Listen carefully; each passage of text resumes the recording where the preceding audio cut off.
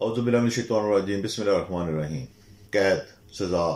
जिन माशरों में कानून का नफाज नहीं होता या कानून अमीरों के लिए और या साहिब हैसियत लोगों के लिए और निचले तबकों या दरमियाने तबकों या गरीबों के लिए कानून और हो, वहाँ पे लोगों को लातदाद मसाइल का सामना करना पड़ता है। ऐसी कोई सूरत हाल हो कि कोई फ़र्द नाजायज़ कैद हो या किसी गलत जुर्म में या किसी ऐसे इल्ज़ाम में उसको सज़ा दे दी गई हो जो उसने ना किया हो, तो उसके हल के लिए ताकि वो कैद से निकल सके या कैद से रहाई की कोई और सबील पैदा हो, जैसे ज़मानत होना या पैरोल पर रहाई होना या सज़ा का माफ़ हो जाना या ये पता लग जाना कि उसने जुर्म नहीं किया और वो गलत सज़ा की वजह से कैद हुआ है, कोई ना कोई ऐसी सूरत पैदा होगी कि ज़रूर कैद से रहाई का सबब बन जाएगा।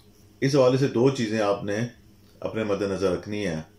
अव्वल, आलम शरीफ रोज़ाना सुबह शाम 11 मरतबा पढ़ें और अल्लाह ताला से हुसूल मकसद के लिए दुआ करें।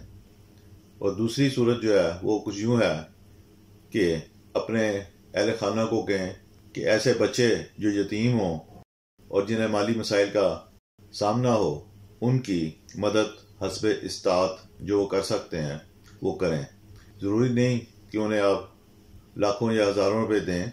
अनाज डलवा के दे सकते हैं, अनाज डलवा के नहीं दे सकते, आटे का एक थैला दे सकते हैं या सिर्फ दालें दे सकते हैं या कोई और अनाज दे सकते हैं। जो भी आपकी इस्तात हो वो ज़रूर करें। इंशाअल्लाह ताला उनकी दुआएं भी रंग लाएंगी और अल्लाह ताला के फजल से आपको मुसीबत से निकलने का कोई ना कोई रास्ता ज़रूर मिल जाएगा। अब तक के लिए इतना ही।